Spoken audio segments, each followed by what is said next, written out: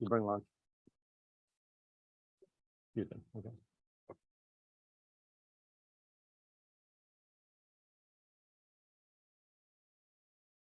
Perfect. Yeah, Un-Batman the camera, because I don't know what people are fucking doing here, wrestling or something, but. Oh, we're recording, good. Oh, yeah. Perfect. This is what's happening. I get it. Yeah, well, it's good. Yeah. Welcome to Vertigo 101. Oh, boy. Yeah, let's do that. And that. Sure. I feel like I'm trying to line it up with the ceiling, but I feel like that's not what I should be doing. I feel like that. I don't know. Anyway. Morning. Let's get going. With Derek, with Megan, excellent. Unmute if you have questions. We're gonna rock and roll. My name's Tim Lindsay. If we haven't met, good to see you guys this morning.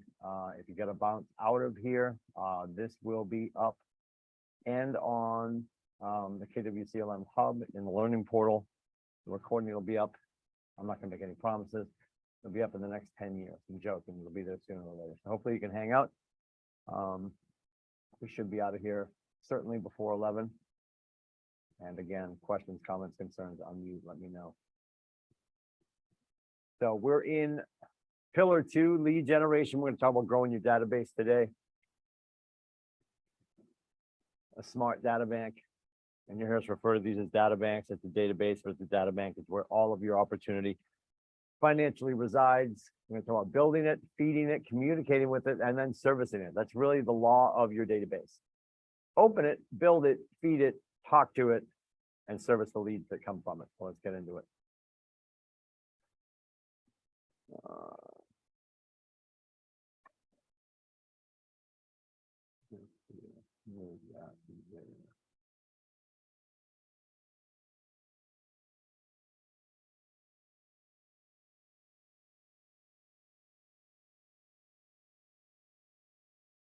Your database is your business. Building up the number of names in it and the relationship with those names that are in it is really at the very core of what building a real estate business is all about. It's about relationships. I know it sounds super cheesy.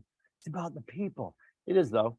In the grand scheme of things, it's about the relationships you have with the people in your life, how well they feel cared for. Morning. How well they feel cared for. And then ultimately, when they become transactional, will they go back to you?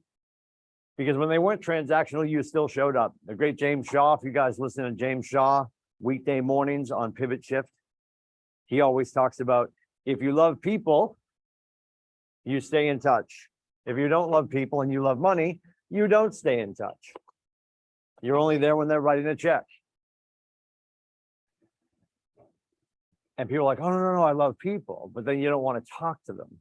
You don't want to be salesy. You don't want to bother them. So we've got to bridge that gap between when we do communicate with them, no matter what we feel, we are bringing them value. Because if you're only going to talk to them when they grab their checkbook, then you are being salesy.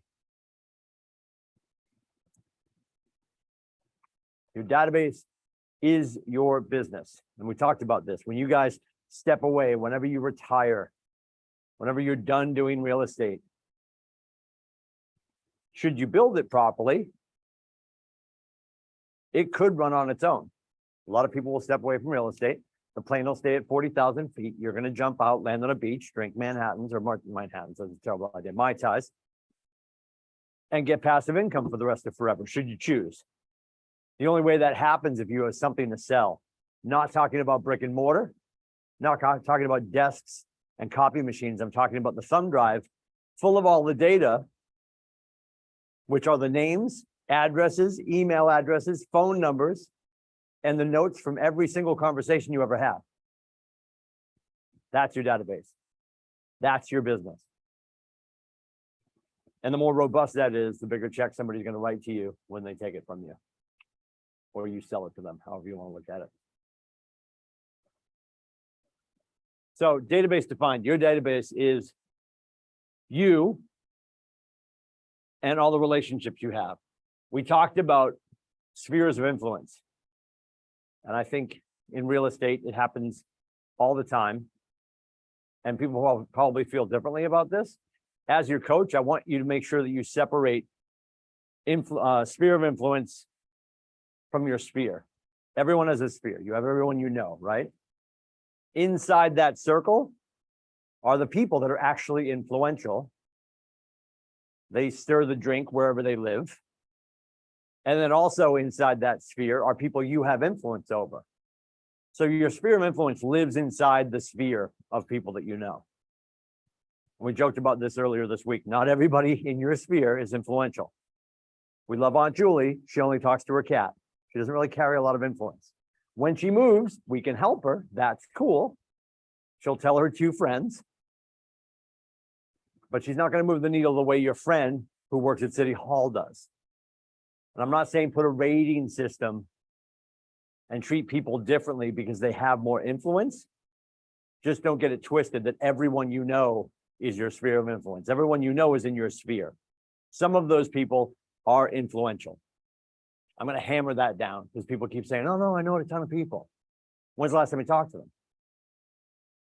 When's the last time you empowered them to help you with your business?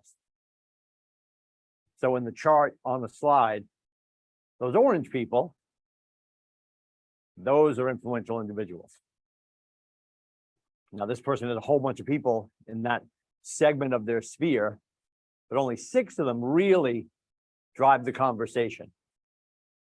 Right? That's a bold law. People grow into the conversations we create around them. When you door knock a neighborhood, you could knock 20 doors in a single neighborhood on a Thursday leading up to your Saturday open house. The reason we want to make sure we knock all the doors is because you might have 10 neighbors and they're like, yeah, we knew the Lindsays. We've seen the house, not really interested. But then, is it Sindal? Sindal, thank you, sorry. I'll never screw it up again. My wife's name is Janina. Oh, It's been destroyed for her entire life, so Sindal, yes? But then I finally knock on Sindal's door, and I don't know this yet, but I just found out she's the straw that stirs the drink in that neighborhood. So all the other Karens in the neighborhood that weren't going to go to the open house, oh, Sindal's going. Now we need to go. She's the person of influence in that neighborhood. That's why we knock all the doors. It's a really old law. It was actually built by Century 21. They call it their golden rule to match their jackets. Very cute. Is 5, 5, 10 or 10, 10, 20. You want to knock doors, 10 doors to the left of the house, 10 doors to the right of the house, and 20 across the street. Now, in some neighborhoods in Portsmouth, that's super simple. I live in Stratford. Everybody has 7 acres. The driveway is 2 miles long. It takes a long time to knock that many doors in Stratford. But that's why we do it, to find the people of influence. Which part of lead generation and database model represents your database? Which part of the lead generation and database model represents your database? Who do you have in there right now? If you want to come off mute, Derek, I think Megan's online. Sindal, how many people in your database right now? I appreciate that. Probably like 30 to 40 people I've put Okay. in. so Now, far. are you talking about command? Yeah, Okay. Yeah. 30 to 40. Do you know what the magic number is? no, 201. okay. We got a ways to go. It's okay. Don't worry about it. Don't worry about it. We have agents. I always talk about this. Nate popped in last week. Nate's biggest regret from when he was selling actively was he never really treated his database with the respect he should have. And his is fixed now. He'll tell you it's in great shape now. Well, it's in great shape now because Susanna Shaw, our director of operations, runs his world, right? When he was an agent, it was cocktail napkins, 3M notes, flying around the cab of his truck, right? Getting those people into a system where you can communicate with them passively over time. So when the Lindsays aren't talking to you directly, but I got that last email from you or that last push notification or text, I feel like you're still communicating with me. I don't know it's the elves back at the shop while you're out having drinks or going out to dinner with your family, right? So that's the importance of the database. Derek, how many people in yours? There's no wrong answers. I have like 540 contacts in my phone. I just downloaded them all into Command. Did you move them? You moved them in already? Yeah, Okay, Zoe will make sure you all know this, but you can go on the app and automatically download all of the numbers in your phone onto command. I was Yep. gonna say, so like I'm like in the process of joining a team right now, and so Mhm. they don't use the command app, they said. So I've been like putting it in on a spreadsheet, like Okay. manually. Yeah. So I've just been working on it. So as of right now, I have 30 to 40, but I've been like going down my contacts list. But I would say it's a total probably of like a little under 100. okay, if I- that's good. But yeah, All right. I've been doing it manually. Yeah, and just to be hyper clear, when you guys hear me say command, I'm talking about And agnostically whatever database you're using. So if your team is using Brivity or anything, be using something, right? And the reason I always talk about command is that's the one thing that I know every one of you has access to. So if your team is using something else, use that.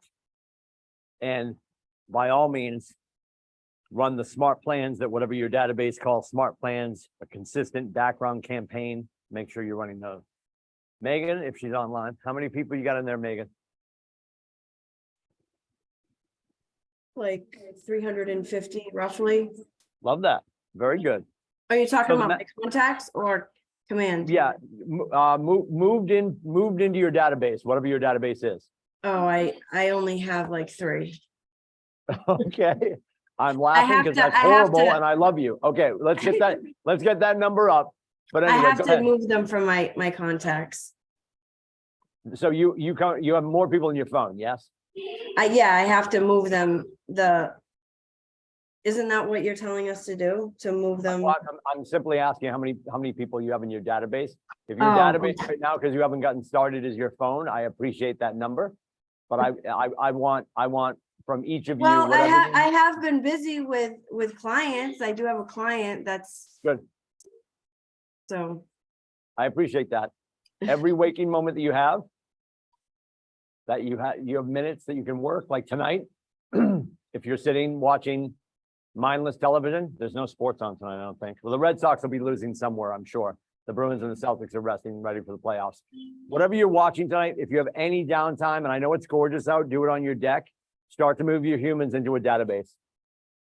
Right, because we keep waiting. To Derek's point, if you are using command and you're a little pensive about it, get with somebody who knows what they're doing, and you can, from your phone, through the command app, you can move all your humans into command. Now, the challenge I'll issue you guys after that, no matter what you do with your people, when you get them into whatever system you're using, go back in and clean it up. Because for so many of you, and I'll pick on Nate because he's not here, I'd say this if he was here, so many of you have phones full of just 3 scoops of hot garbage. Like I know, probably still, because he's a maniac, if I went in Nate's phone, I'm probably in there as Timmy, Tim, Timothy C. Lindsay, Timothy Lindsay, Tim Lindsay. Like, he's probably got 15 iterations of me in there. So it is a good practice. Cinda was talking about this. Get things, I mean, and don't 4-step it, but if you want to do it and have it be a lot cleaner, maybe you move them over to a spreadsheet, which we call a CSV file. Comma separated values is what that stands for. And then you can cleanly move them in. Please do not let that hold you up. Like I literally just told you to go into analysis paralysis. Don't do that, please. Imperfect action is better than perfect inaction. Well, no, I'm waiting until I have I want everyone's information perfectly. I want to make sure I have everything perfect. I haven't met Megan's daughter yet, so I got to get her name, her favorite color. I have to get Megan's blood type. No, you don't. I need Timothy Lindsay, 603 123 Main Street, timothyleavemealone.com. Start there, because with those 4 bullet points, we can start communicating with a database, with a smart plan, with something. You're going to hear us talk about this, and this is across, certainly for North America. The study was done with the US, with all of our agents in command. If you get between 201 and 1,000, you hear everybody talking about get to 201. When you get to 201, sure, take yourself out for lunch, but then keep plowing towards 1,000. Somewhere between 201 and 1,000 is where you'll hear that people at KW who are using command and running smart plans are getting to that 120,000 in GCI threshold. And for you guys here in our market center, that would be capping. So that's not horrible. I don't think it is. The 4 laws of the database. Build it. Now, most of you are into your databases, which is good. Megan's got 3. Derek pushed everybody over. He's got like 540. Sindal's got 30 ish. Yeah. ish. Cool. So open your database, get some humans in there. Every day, feed it more. When we talk about Ignite, we talk about making sure you're having 10 conversations. Making sure you get permission from that person to move forward, which isn't, can I please move forward with you? It's finding out they're looking for some sort of real estate value and you have permission to stay in a business relationship with them. Even your best friend. Well, we'll buy a vacation home sometime. Where's that going to be? Probably on the lake. Okay. What town? Molten Borough? Okay. What does it look like? Find all that stuff out, start pushing them listings.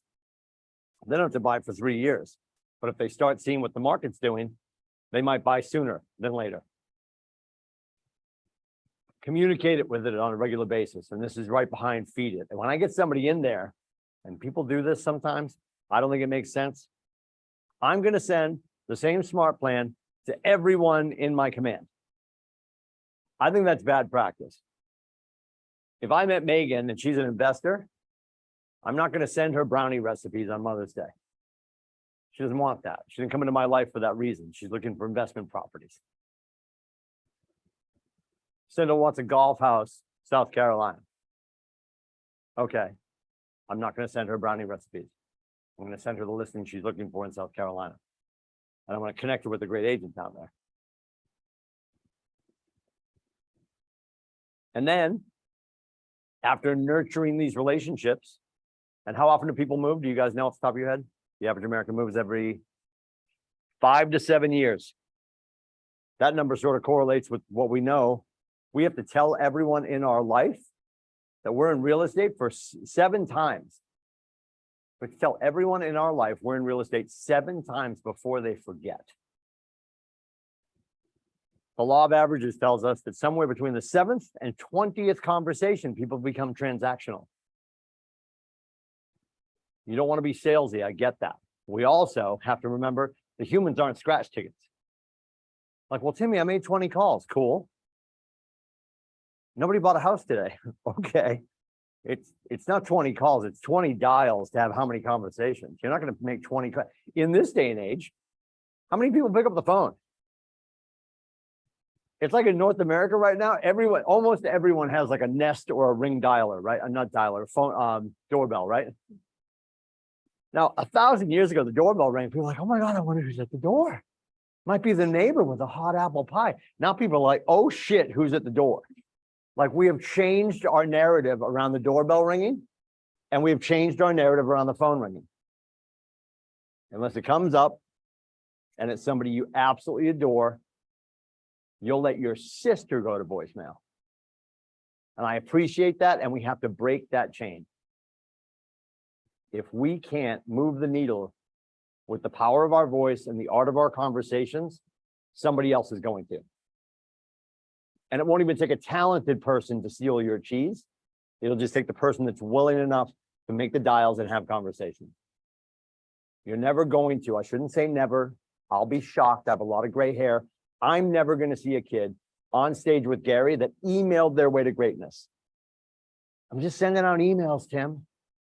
I told all my friends 6 months ago, I got my license. I put it on MySpace. Nobody, this is a French word, fucking cares. Nobody cares. How does that move the needle for them? And they saw it 6 months ago. I saw a ton of stuff 6 months ago. I don't remember. I'm not saying don't post that information. Congratulations. Awesome. Now call them.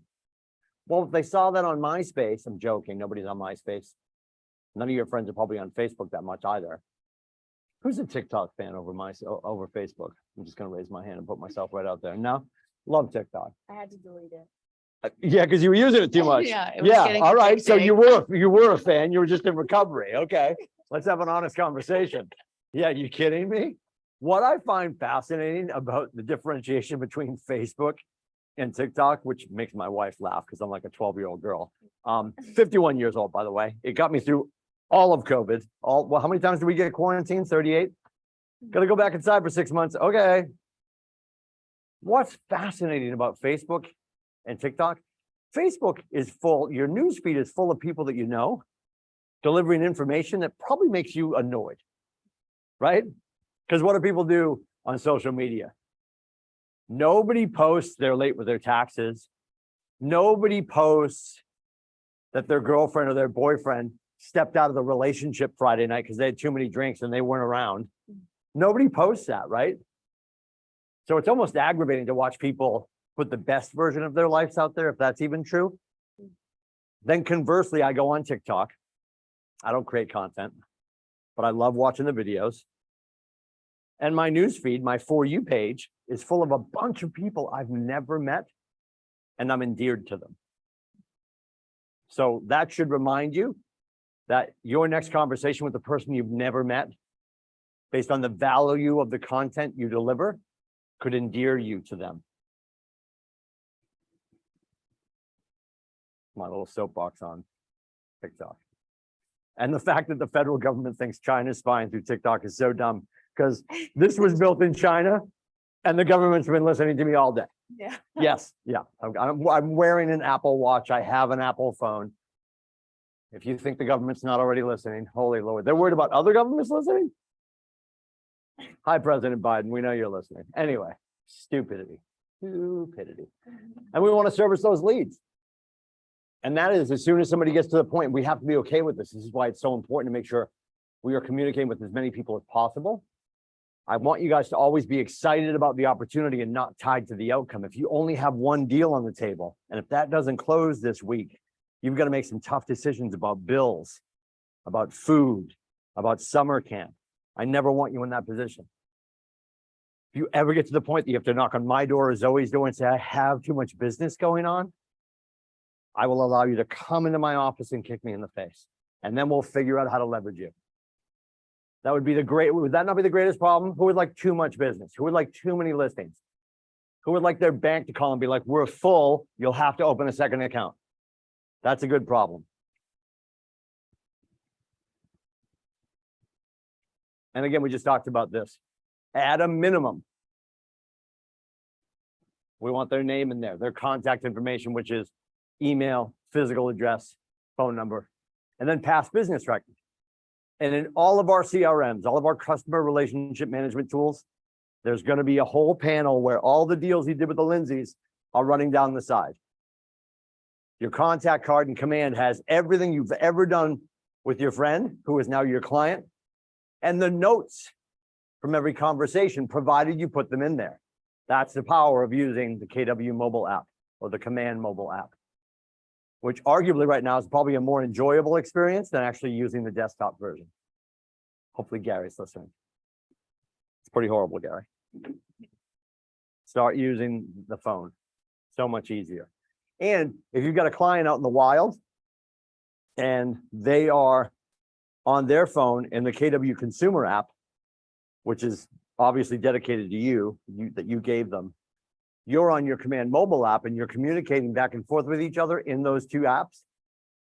That whole conversation goes into their notes under their contact card. Huge. I finish an appointment with you. I get back in my car. I open up your contact card. I go to notes. I hit microphone. Megan viewed 123 Main Street, 44 Oak, 66 Cedar. Hated them all. We had an honest conversation about what she was really looking for, doing a reset based on my notes, building a new listing card when I get back to the office. Is that gibberish? Sure. It's better than not writing anything down though, because I'll remember that conversation, because I can look back and remember that conversation. Next time I talk to her, I can reference that conversation. This is Command. If you haven't seen it, that's what a contact card looks like. If you haven't seen it, there's all your notes on the right-hand side. Smart plans executed. This part of our job, this stuff that we do before 12 noon, I know it's not sexy, and I love you, and I don't care. You got to get over it. Everything that we do that's going to be amazing in our careers lies in the mundane. It's everything before lunch is never going to be a show on HGTV. The humans would never tune in. ever. Because it's boring. It's the grind. So I get so mad when anybody says in any industry that he or she is an overnight success.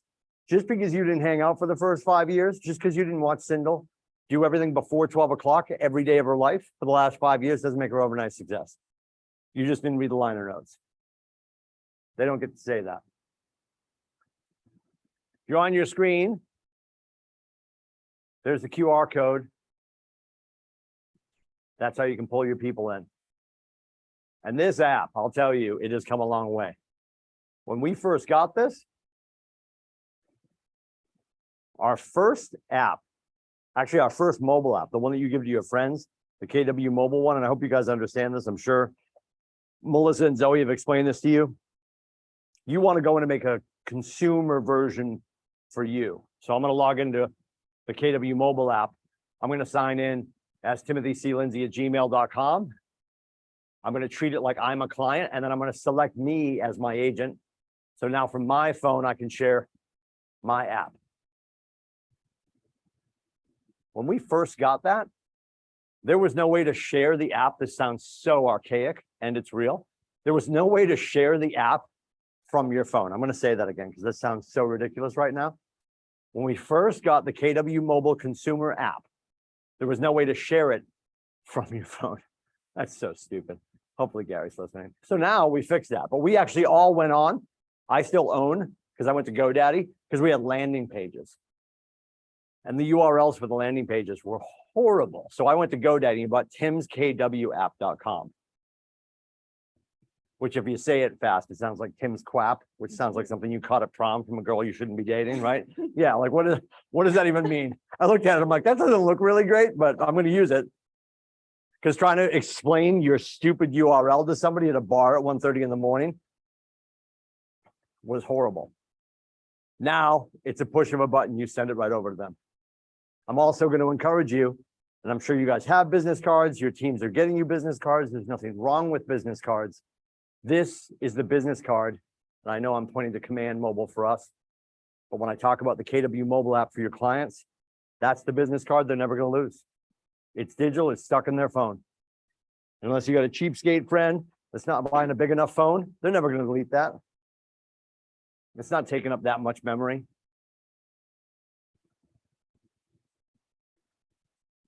So please lean into this. And again, if your team is using another resource, please lean into that. If you have questions about Brivity or Follow Up Boss or Sync or whatever your team might be using, make sure your Rainmaker knows that you have questions. We want to feed it every day.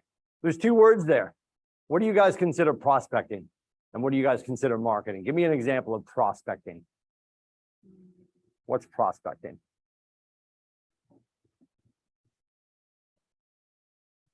I'm not sure. Okay. Megan, what's prospecting? My guess would be like walking through the grocery store. Like Sure. Yep. something like, I don't know. Real-time conversation with real-time humans. Yeah, Yeah. And So in essence, prospecting is active. Marketing is passive. Prospecting would be like, I'm going into the office and I'm going to make phone calls. I'm going to go door knocking. I'm going to go teach a 30-minute class about getting started in real estate at my kids' bring your parent to school day. And I'm going to talk to people in real time.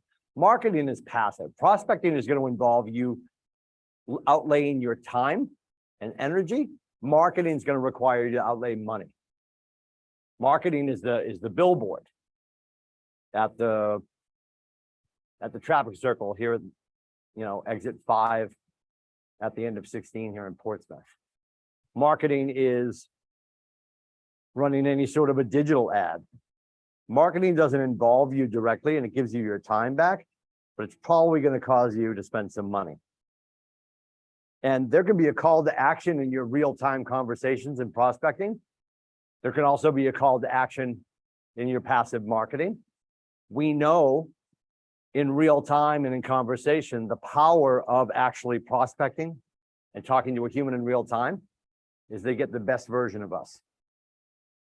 Because when we talk about phone calls, the number one answer on the board when I talk to you guys about making calls, yeah, Tim, you know what? I'm just better off face to face. And you're right. You're right. We are better off face to face. We have the math to back it up.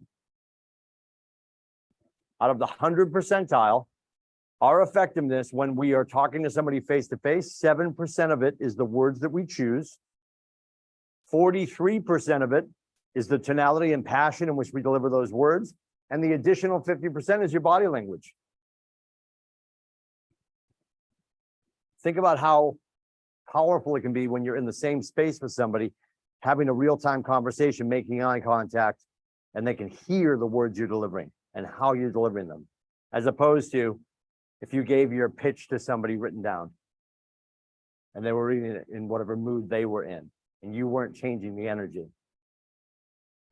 So we want to be, and they put prospecting first, but think about prospecting being second visually on that slide, because we want to be prospecting based, marketing enhanced.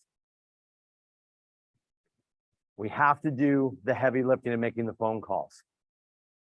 And this is what agents do when they get started sometimes. Well, Tim, I'm still working on my website. I'm going to make phone calls when my website's done. I could call half a dozen, hell, I could call a dozen agents in our ecosystem right now that have 20 plus years under their belt. You know where their website is? You know what stage it's in? It's still not done. When is it ever done?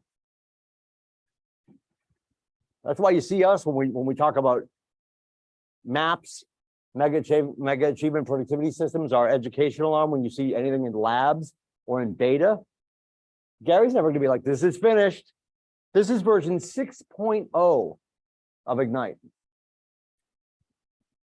And it's been around a while, but we've been smart enough to change it. And this actually, just so you guys know, because she's awesome, Zoe actually took down this and she rebuilt it for us. So this is Ignite 6.0 according to Gary, 3.2 according to Zoe. Because we wanted to make it ours. It's always going to be in beta. It's always going to be in flux. And the prospecting is not the fun part. I'm just going to do a whole bunch of ads and wait for the phone to ring. Okay. What sets you apart? Think about it. When you guys pick up your phone, it stands to reason, and we'll use Nathan as an example. And if you don't have it, here it is, 603-817-1088. That's Nate's number. You call him today. He might not call you right back, but he'll call you back. And you could argue, well, Tim, what if we all called Nate right now? I mean, we all have his number in our phone. How are we any different? How do I compete with that if everyone at the company has Nate? And we have this happen all the time when we're in classes where they're like, all right, everybody call somebody in your database. And you're looking around the room saying, how do I compete with all these other agents? Well, that's exactly what the differentiation is. You and the names in your phone. Yes, some of the names in your phone might also be in other people's phones. The question is, who will communicate with this person and make them feel heard and cared for so consistently that when they become transactional, there's so many people in our ecosystem that know the same people in Portsmouth.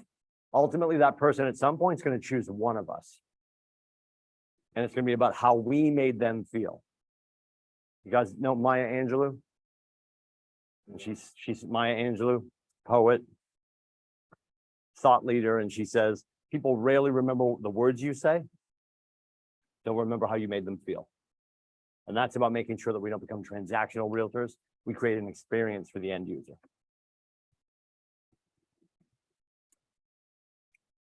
So what kind of business do you want from your sphere?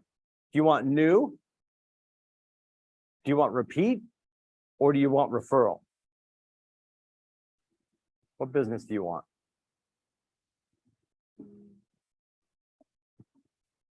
New business, repeat business, or referral business? I want all of it. There it is. Sally Stew, Wiley veteran, coming out of the corner. I was waiting for somebody. Yes. All Love of the it. above. Yes. The answer is yes. The answer is yes. And if you're thinking, oh, I didn't know what the answer was. How come I didn't know the answer was yes? Because I think everybody hears that question the first time. They're like, this is a trick question. It was. It is. we always want to be getting new business because you're going to get into a window, and Sally can speak to this as a Wiley veteran and a member of your associate leadership council. You get to a point 5 to 7 years in and people start coming back to you. Super cool. My question as your coach is, and what if you kept looking for new business? By simply going to meet new people and asking your repeat people who they know that you should know, which is the video game of lead generation. Lead generation isn't calling somebody who raised their hand. I think we think of lead generation, well, I got this name from our friends over at Billo. Cool. That's not lead gen. That's lead follow-up. This person raised their hand. They're also, by the way, on 57 other aggregators, so call them back immediately. But they already raised their hand. That you're not generating a lead, you're actually doing lead follow-up at that point. Lead generation is when I call Sally Stu and say, hey, Sally, it's Timmy. I apologize, it's been so long. I trust you had a great Easter. How's everybody doing? How's work? She's at Liberty Mutual. She hates it. And then she's gonna be like, how's Janina? How are the boys? How's real estate? So glad you asked. We're looking to help 38 more families this year. Who do you know that I should know? And then she gives me maybe an opportunity. That's lead generation. We are essentially calling the people that we know and love and trust to find out who they know and love and trust. Sporadically, you might run into somebody that you're calling to generate a lead from because you want to grow your circle of trust with people that you already know, and through them to find out who they know that you should know. But Sally could be like, this is serendipitous. I can't believe you called. We're talking about selling the boathouse. We're talking about selling the lake house. We're talking about grabbing a spot on the Cape. Can you help? Of course I can. But I'm not calling her, especially if I'm relatively close with her, knowing she's got kids in school. She's not moving until they all graduate. Like if I know their station in life, but we don't always know that case. I said this earlier, humans are not scratch tickets. I'm not calling hoping I hit it big with her. I'm calling to honestly make sure she knows that I care. And I'm sorry it's been so long since we spoke. And then she's eventually going to ask me, and I'm going to induce the ask because I'll ask her about Liberty Mutual. And then she says to me, yeah, how's real estate? I heard it's crazy. And I know a lot of people are getting that word, the C word. Please stay away from crazy. I get real big on semantics.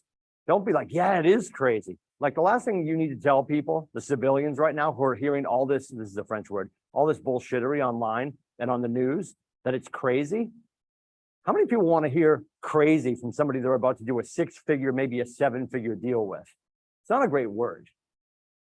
So if somebody says, yeah, I heard it was crazy. I'll be like, yeah, there's a lot of energy right now in the market. That's how I would say it. There's a lot of energy in the market right now. Nathan Dickey, our fearless leader, has been saying listing crisis.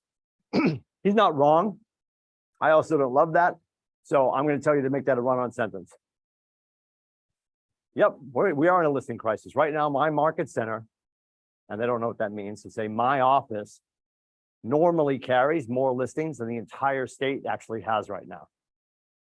So we're certainly in a little bit of a jam, and it's creating a great opportunity for buyers and sellers. So even when you hear Nate say it his way and he just says listing crisis, I want you to say listing crisis that creates a great opportunity for buyers and sellers. What's the other pushback we're hearing right now, Sally? The interest rates. I'm waiting for the rates to go down.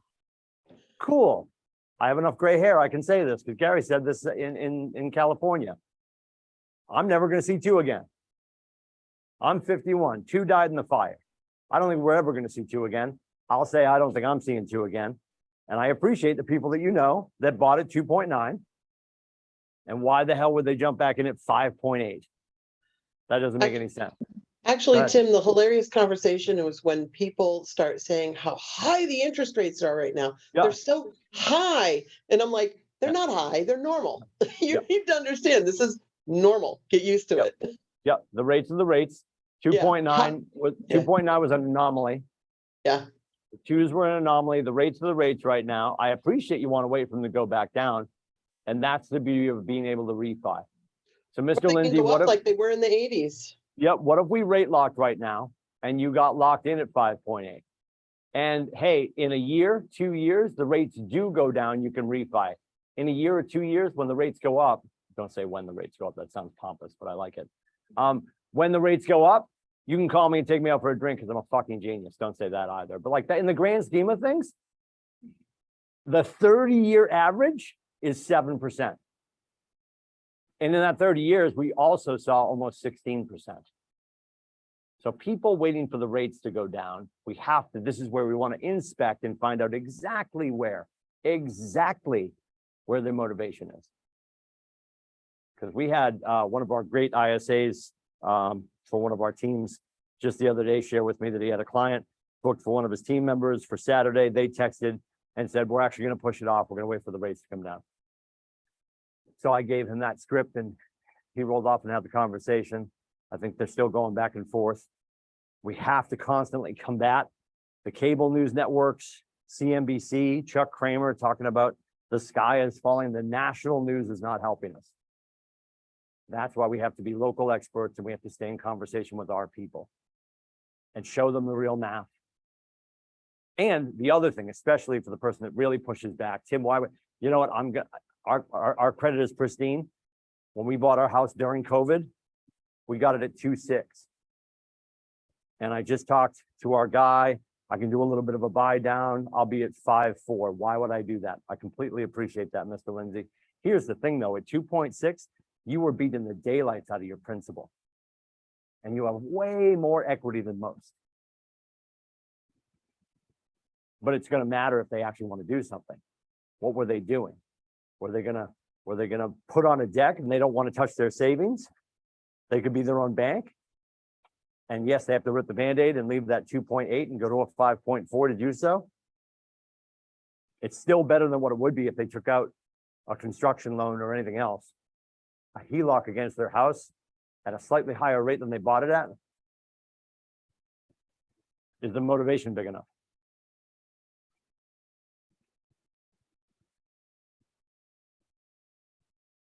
Are we getting reviews? I know a lot of our agents in the room just landed. You're not new. I don't say new. You were new the day your license got here. Every day after that, you're growing.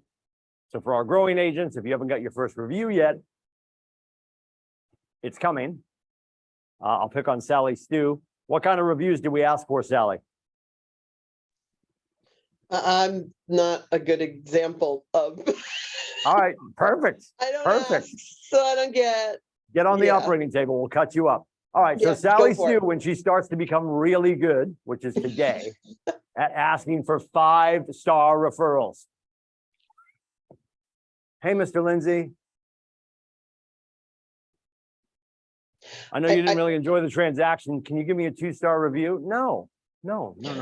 Hey, I really enjoyed working with you, Mr. and Mrs. Lindsay.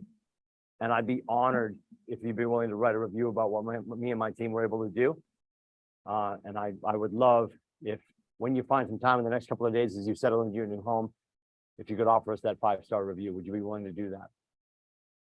And then stare at them with all the Irish Catholic guilt you have, or whatever guilt you have, right?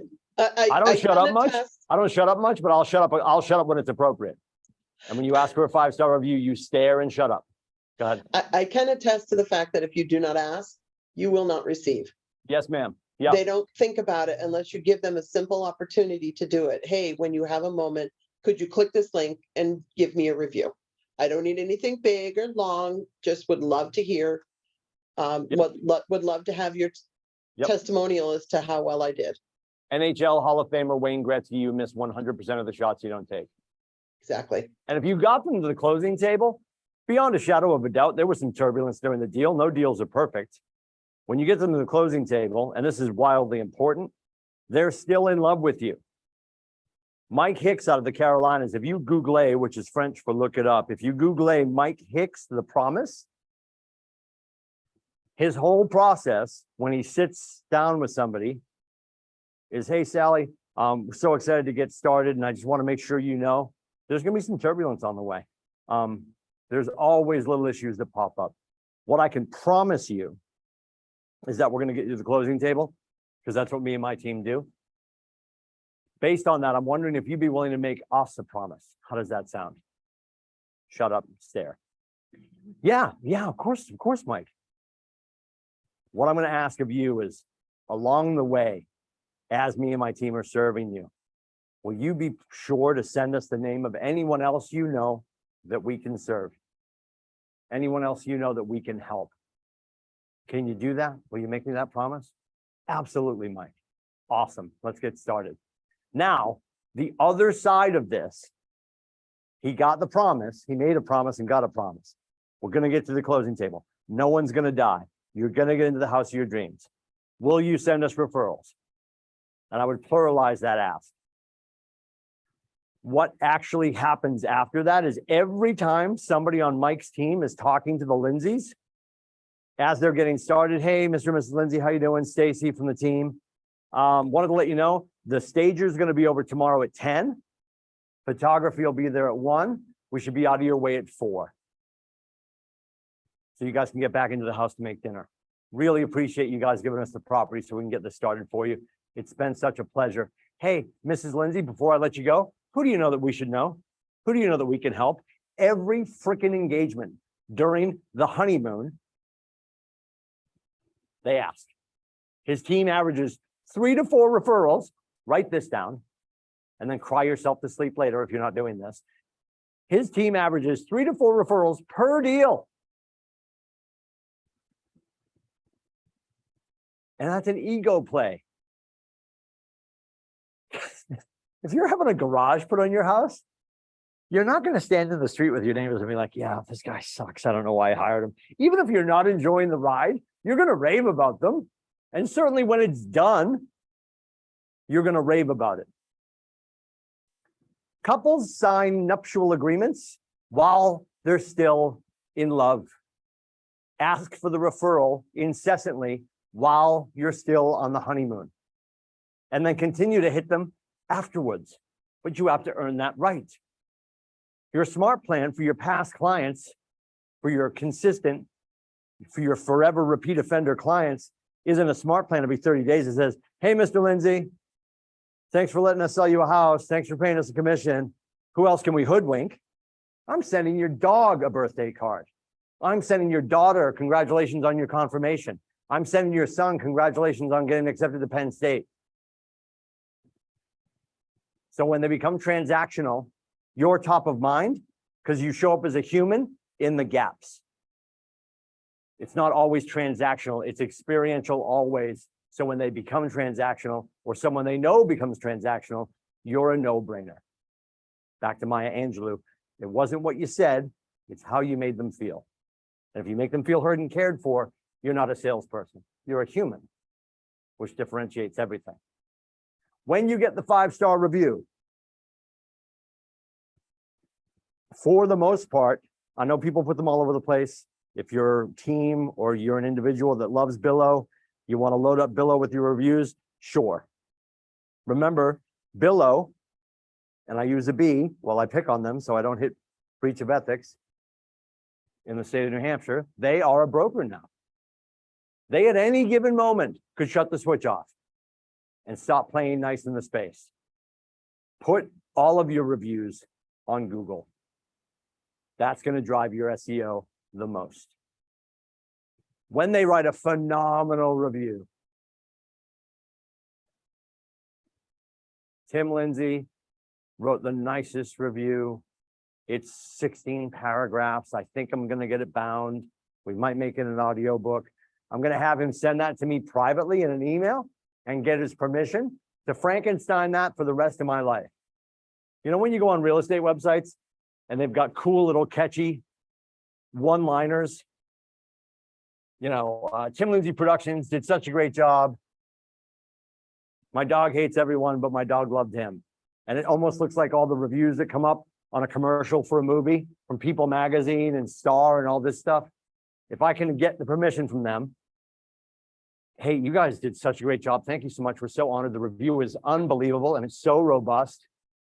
Just want to get permission from you that we're able to take pieces of that and cycle it through our ecosystem for the rest of forever. Is that okay, Mr. Lindsay? Awesome. Hey, you know what? Based on your review as well, we've got clients that we've obviously hit it off with. And again, we're so humbled by what you wrote. If there was ever a time that somebody asked to speak to a past client, would you be willing to be on that list? Super simple, because you will run into somebody. Hey, Tim, when's the last time you did new construction? 2 months ago. Who was it? The Lindsays. Could I talk to them? Absolutely. Not like, hey, let me find out. Absolutely.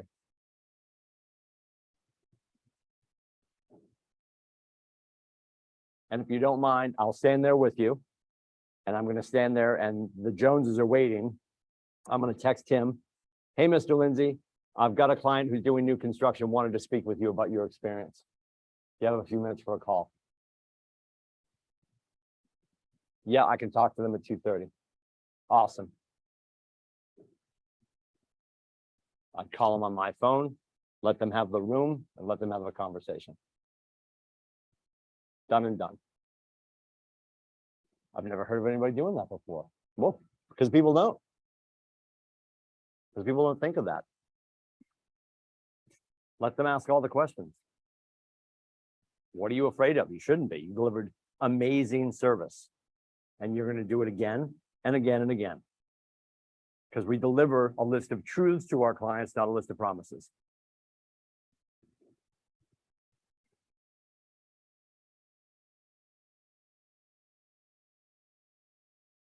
This is important. What areas of business or customer service could you ask someone to provide a testimonial or review on?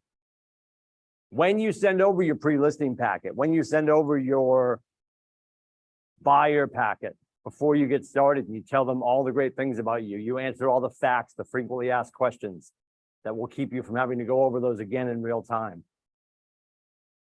We probably have a list of bullet points of all the things that I do, all the things my team does.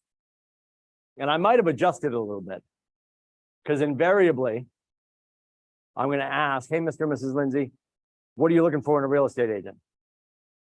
Oh, we're glad you asked. We would absolutely love an agent that is punctual, that is really candid and honest with us, and has phenomenal negotiation skills. I appreciate that. Yeah, and we're going to do our best in all those arenas for you. If those weren't towards the top of the list, I wouldn't move them to 1, 2, and 3 on the bullet point list because that looks disingenuous, but I would move them toward the top of the list. So they see that they're important to you as well. And they're probably going to ask for stuff that is at the top of your list because based on history, people want the same things. What do we got for questions, comments, concerns? How are we doing? What are you thinking? What did you hear that you liked? Can I ask a question? Yes. Okay, so you were saying about like phone calls and like Yep. door knocking. So specifically door knocking, I was like considering doing that, but I did hear of like an agent the other day. She was like, I was door knocking in it was a private community in the Lakes region, but it's not really private. But she was like, someone reported to the board that they complained like that I can't be door knocking. So now I'm like nervous to go up to people's houses for them to be like, get out, I'm calling the cops or something. Nope. You're not allowed to be doing that. Yeah, Is there you might. anything against that? Like you can door knock. That's completely 1000%. allowed. Well, you're gonna see certain neighborhoods. It's funny because I don't know if you're familiar with Stratford at all, where I live. No. There's two sides of Stratford. I live over on the Crown Point side. Mhm. Like everybody on my side of town has like a pickup truck and a shotgun. I'm like the only guy on the street with a sedan. Yeah. And then my sister lives over on Point Trinity. Now on my street, if you're selling your house, you can chuck a sign in your yard. On my sister's street over on Point Trinity on Bow Lake, right next to Carter Ave, a sale sign has to go at the end of their road, across from their road, with a sign pointing into the road. Mhm. Like they literally have, it never shuts, but they have a gate at the end of their street. My neighborhood has a sign at the end of the street that says Ted will gut your deer at the top of the That's hill. my town. Yeah, too. it's like, it's the tale of two cities, right? So you might run into neighborhoods where they think their association doesn't allow door knocking, absent a sign that you didn't overstep. When you go to a condominium association or apartments, if you've got a house, you go to Brad Kelly from Movement Mortgage, you got this house that you have listed and you find the local apartment complex, you start looking at the math and you're like, hey, Brad, could you do a hit sheet on my new listing? Because I think cost of ownership on my house is like $17 to move out of the apartment and be a homeowner. Could you make a hit sheet for me so I can go door knock this complex? Now, if you get there and it says no soliciting, I would still door knock. You shouldn't. But what I would do is I would knock and say that I'm doing a survey. And asking if people want to go to the open house, how long they've been renting. You get kicked out, you get kicked out. And there's a fine line there. I'm saying I would, and this is years ago. I haven't been door knocking in years.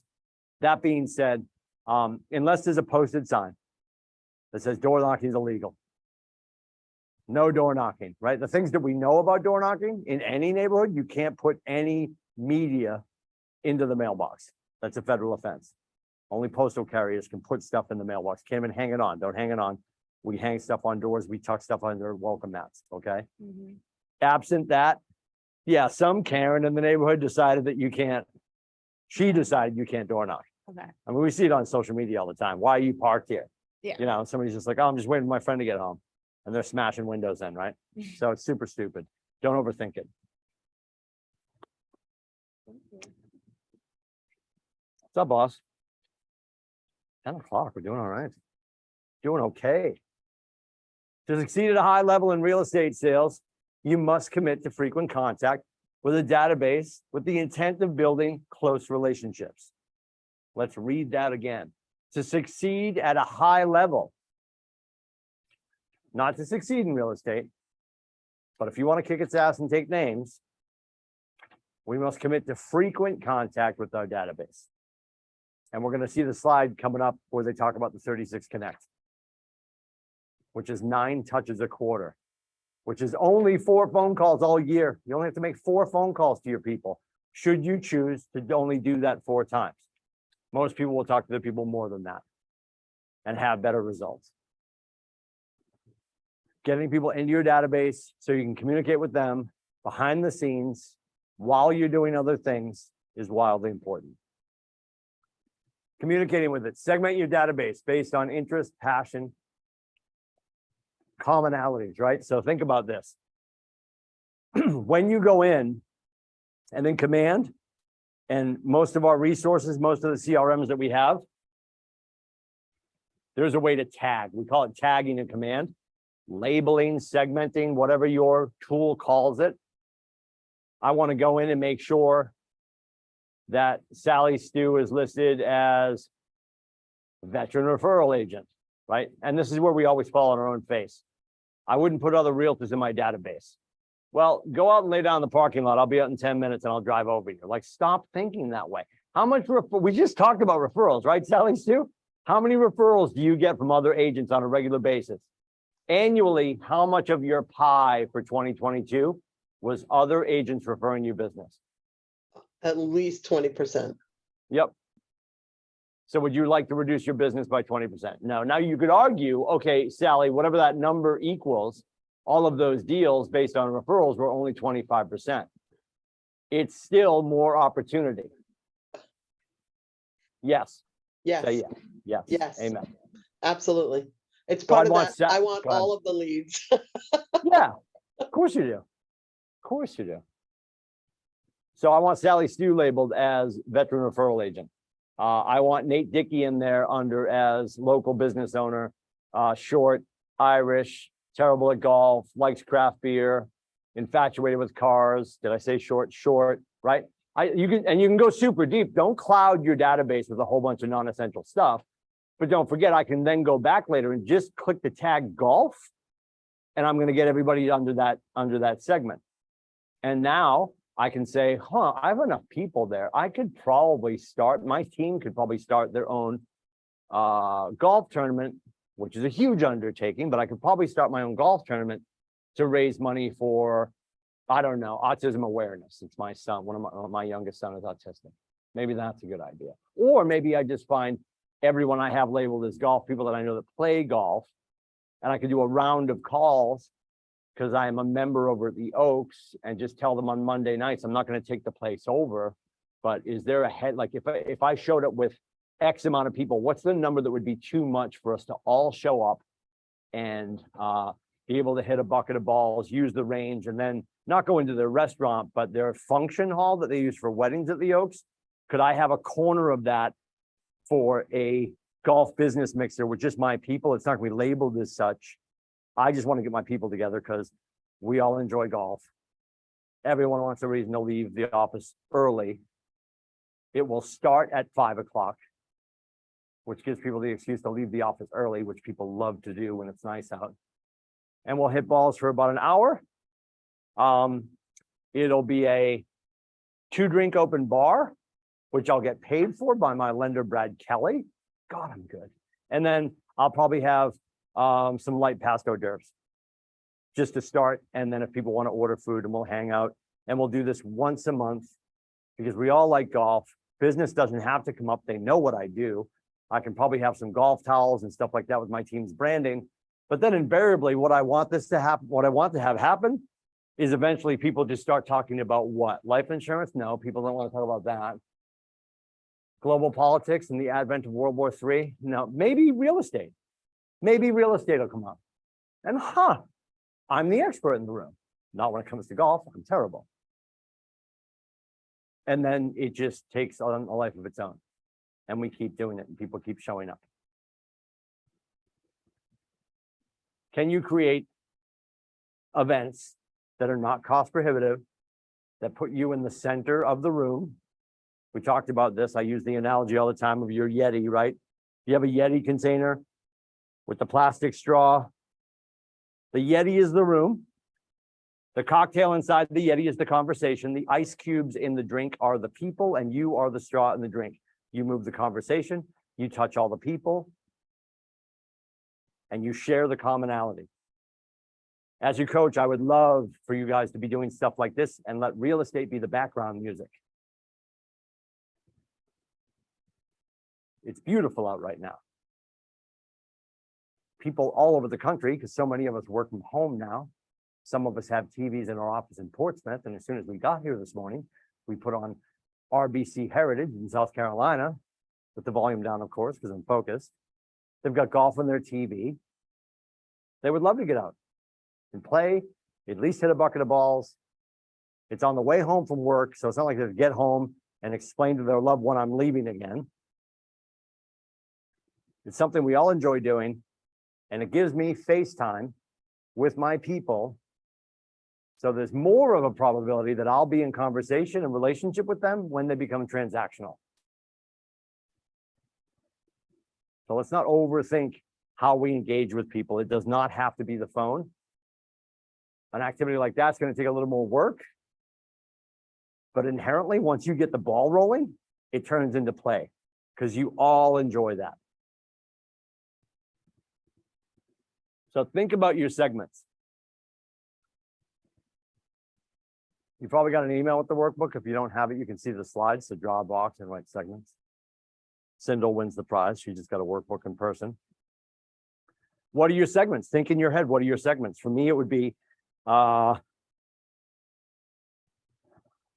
that podcast, people that mountain bike, people that suck at golf, people that are short, people that are Irish. You know, make your segments.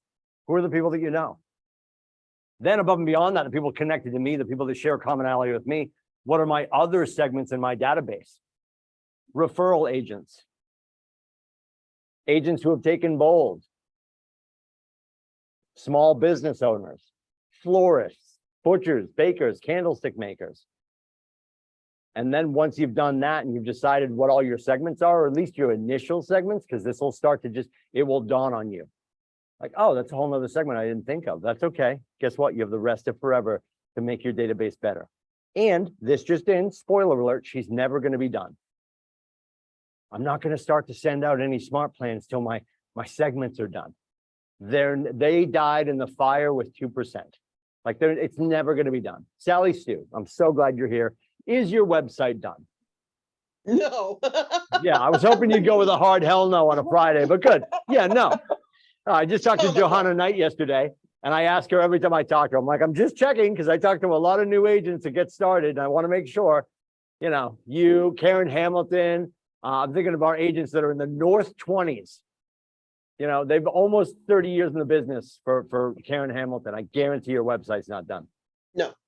Well, Yeah. I don't know about Karen, but I know mine's not. Oh, I should call her right now. I guarantee, and I'm not picking on anybody. It's never done. She's It's more never done. meticulous than I am, though. She absolutely is. But we have to remind ourselves of that great quote, right? imperfect action is better than perfect inaction.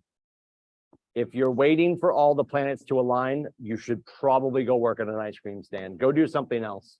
I absolutely love that quote. Yeah. Words to live by. So what do you got for segments? Sally Stu, off the top of your head, what do you got for segments personally?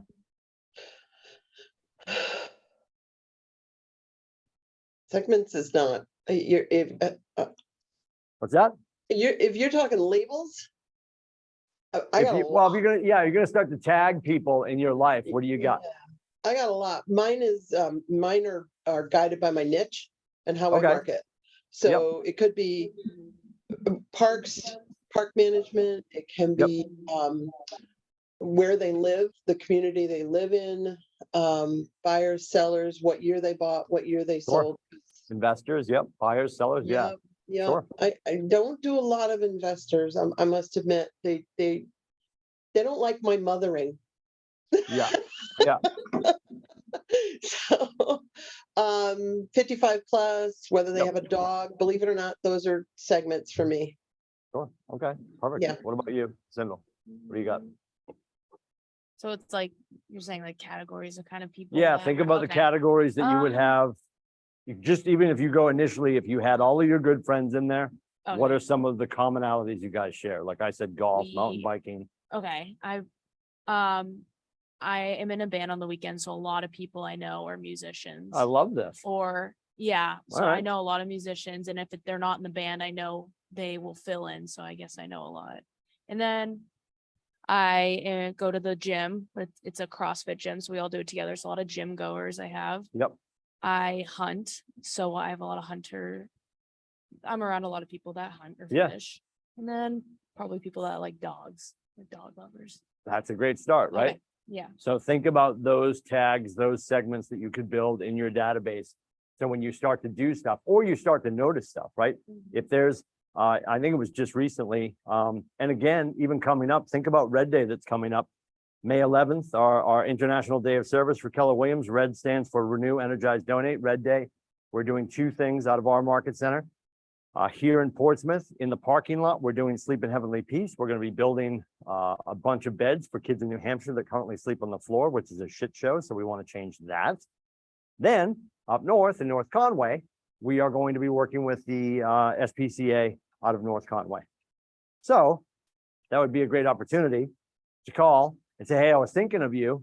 I was in a meeting today. We were talking about our International Day of Service. And one of the two things that we're doing this year is working with the SPCA up in North Conway. The other thing that we're doing is we're building beds in Portsmouth. And we are asking for anyone's help to collect money for that. Based on the money that we raise, we'll be able to make more beds.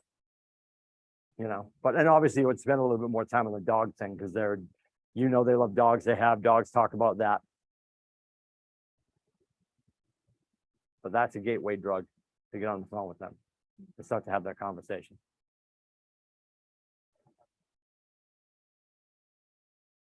And then again, it's method and message, right? So same touch, it's a newsletter. Customized messaging though. Review golf courses. You could do quick little videos and send them out in emails, right? Because if I open up an email, you're reviewing a golf course, I love you. Do humans like to read? Nope. You see a paragraph on Facebook, you keep going. Paragraph with a pretty decent picture, you stop, you read a little bit. If all I have to do is push play, and you'll even notice what people are doing these days. Jay Papasan is really good at this with the 20%er, his blog that he does, having to do with the 80-20 rule. 80% of our results come from 20% of our efforts. His 20%er, when he sends something out, and a lot of really smart news pages do this, it will say that it's a 2-minute read, a 4-minute read. And that's super powerful because like, okay, I can read this in 2 minutes. Awesome. But if I see a video that it says Tim's review of the Oaks, April 2023, and it's 90 seconds and my face is covered in mud, you're like, I don't know what's about to happen, but I'm pushing play, right? Because the thumbnail alone was just like, oh, he looks like he got hurt. This is great. Let me watch 90 seconds. I got 90 seconds to watch Lindsay fall out of a golf cart. there's probably more impetus for people to hit play on that. Investor market stats, right? This is again, I'm not going to send a brownie recipe to my investors. I'm not going to send investment properties to my Aunt Julie. Dance to the music that's being played. And then the last one, dog lovers. List of upcoming low-cost vaccination sites, pet services, Golden Retriever Day in downtown Portsmouth, whatever it might be. It has nothing to do with real estate, everything about you being the mayor of town and connecting with your people. And there's two different things. You're always going to hear people talk about the right-hand side. Because for a lead, if we're trying to get into a business relationship with them, you could use the 19 to connect.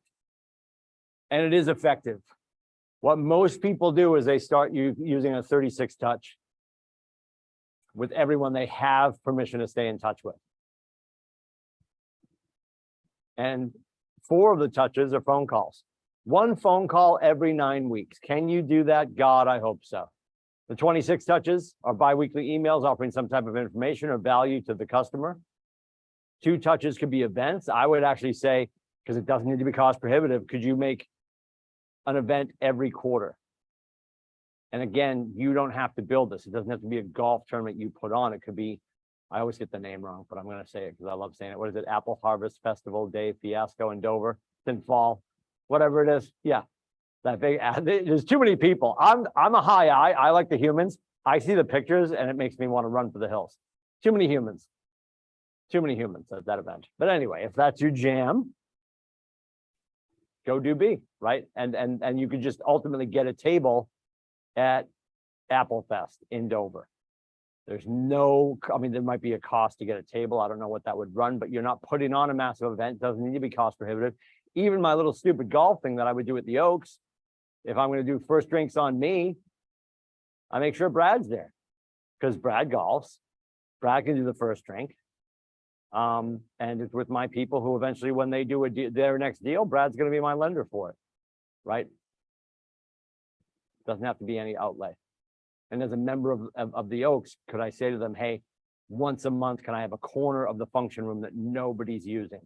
So we're not taking up a space in the restaurant. Or if you think on a Monday night, we're not taking up space in the restaurant, arguably we wouldn't be. Is that okay? And then 4 touches are promotional, direct mail, magnets. Here comes my diatribe on magnets. You could look right now. I'll have Sally do it quickly. Sally, go onto the second internet. Can you look up what the calendar is for 2036? I'm joking, but you know what? We already know what the calendar is for 2036. It's friggin' fascinating to me that people wait until December to send out a magnet with the calendar. And I'm going to tell you this. Invariably, what you're going to get from most people is you'll get like the 16-month calendar magnet, and it will come with, it can't say New England, it will say, well, it'll never say the Patriots, it will say New England football because they'll get sued if it says Patriots football, unless they're Bob Kraft's nephew. But it will be the calendar for September, October, November, December, and then the 2024 calendar baked into it. The first calendar I get, and I love all of you, don't send me calendar magnets in my fridge, I don't care. But the first calendar magnet your consumer gets is going to go on the fridge. The other 19 are going to go in the trash, unless you love having them all in your fridge. So why people historically wait till the last freaking minute, I'm going to send out my 2024 magnet on December 35th, is just, I say this with love, stupid. Don't be that person. Hey, Tim. Set a precedent, send it out early, show them that you're hyper punctual. You're actually early. Go ahead. I have listed 2 homes now with somebody else's calendar magnet on the refrigerator. I love that. Yeah. Because that was their only touch. Yeah. 2. That was their only touch. That's on the side of the fridge. You know, when the Lindsay's move, they're going to remember that magnet. They're going to call me. No, I'm not. No, I'm not. You sent me the magnet late. I threw it in the trash. I called Sally because she's awesome. And she calls me. She doesn't send me magnets. I'm not picking on them. If your team does magnets, God bless them. But it should be a sliver of the pie. And it should be a sliver of the pie that shows up well before the first of the year. Can I run to the bathroom real quick? You can run to the Sorry, bathroom real too quick. much. Yeah, we're doing a bio break. I love it. Let's do it. Dun, dun, dun.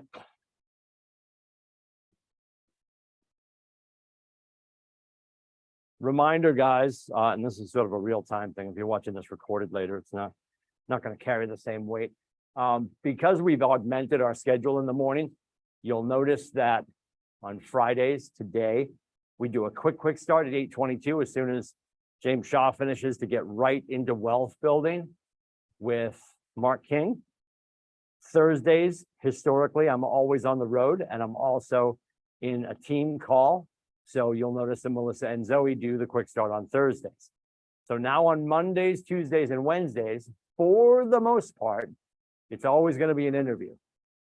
And next week, Monday, we're talking to Ryan Pettigrew. Tuesday, we're talking to Kaylee Brackett. And Wednesday, we're talking to Brendan Conway. So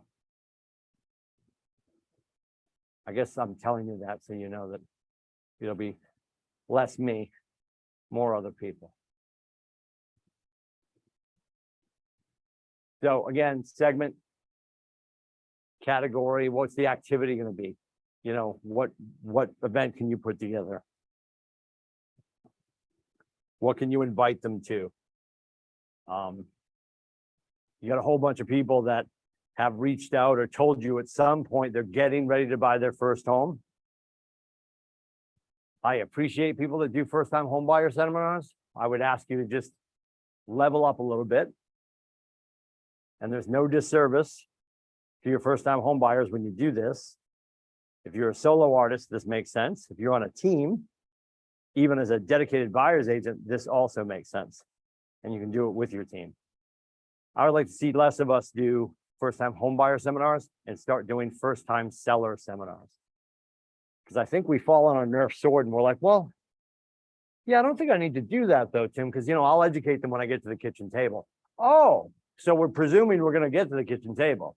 What if we build value by offering a service well before they become transactional? I don't care if you call your friend the Joneses and you're like, hey, Ted, Lisa, I'd love to invite you. I'm doing a first-time home seller seminar. Well, yeah, Tim, we just moved in 2 years ago. We're not going to move for a while. The kids are in school. I completely appreciate that. I'd love to have you stop by. We've got some really cool craft cocktails from one of our friends down the street. Will be on site making some drinks for us. We're gonna have some cool hors d'oeuvres. And we also are gonna have conversations about everybody who works with me in the industry. And there'll be some other things that our lender is gonna be talking about, such as doing a HELOC and refis. I know you guys have been in the house for 2 years. Have you seen what you built for equity? And is there an opportunity? There might be something there for you. Just keep inviting them to that. The problem is when we do first-time home buyer seminars, we're shooting that one segment of the population. And everybody here would like 2 deals, right? I mean, raise your hand if you want a listing. Yes. Raise your hand if you would like 2 deals as opposed to just 1. And I corrected somebody's language the other day in Ignite. She was talking about the fact that she was a dedicated buyer's agent, and I appreciate that. She said, I'm focused on buyers. I'm like, I want you to think differently about that. Everyone at our company should be focused on listings.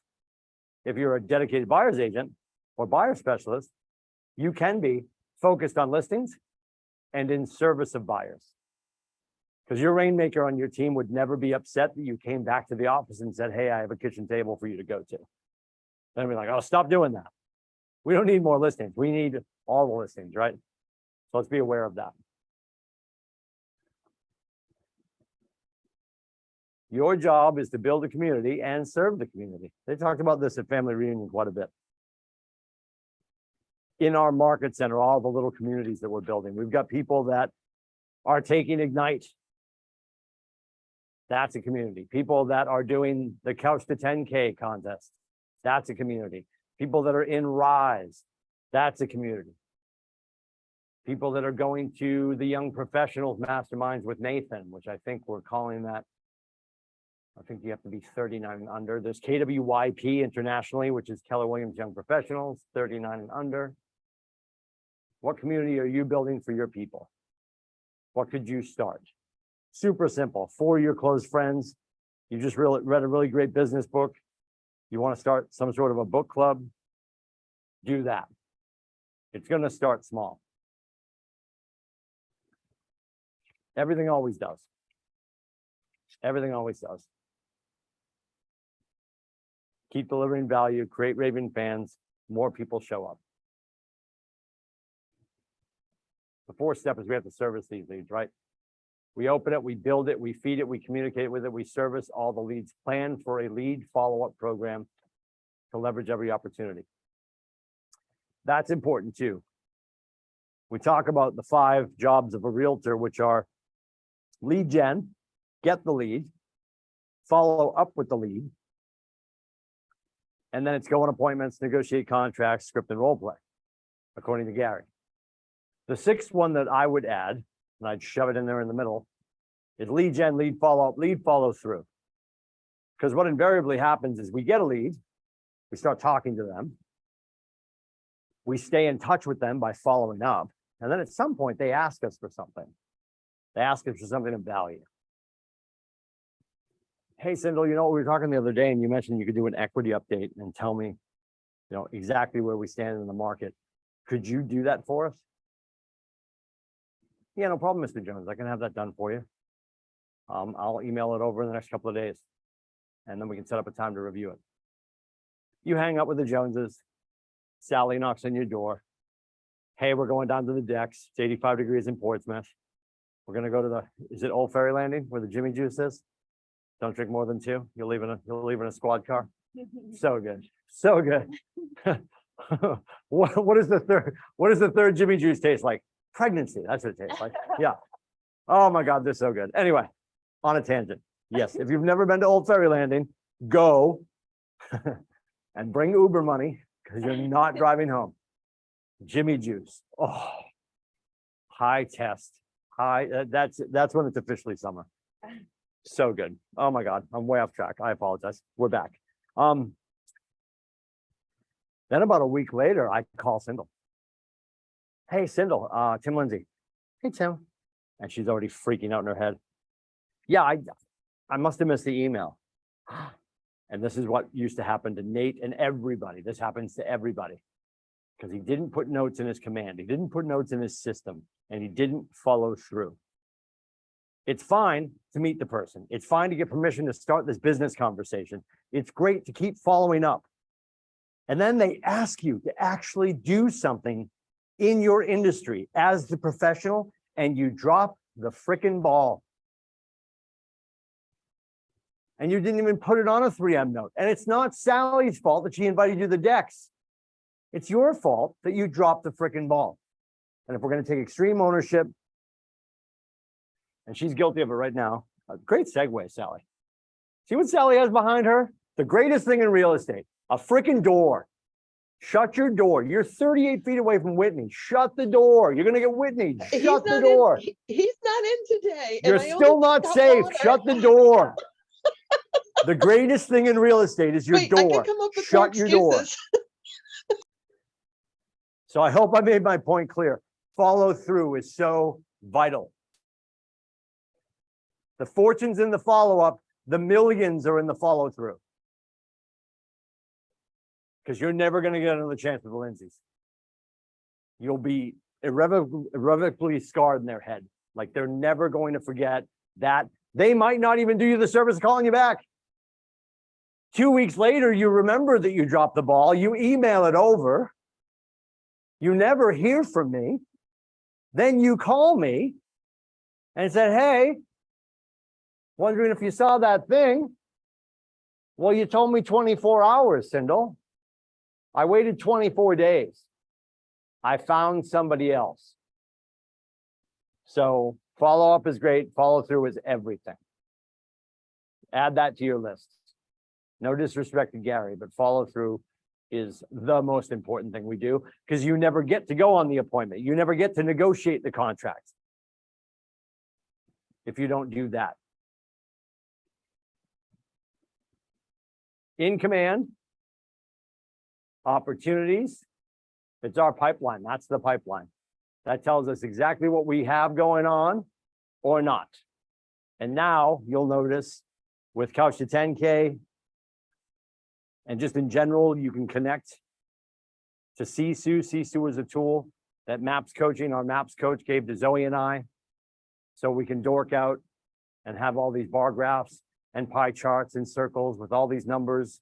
We're actually going to use Sisu. We are using it right now to track in real time your actualities for the contest we're running for the second quarter, and it's not too late. So there's flyers everywhere that are blue and yellow. They look like the marathon colors. If you see that flyer for Couch to 10K, scan that QR code, get yourself set up.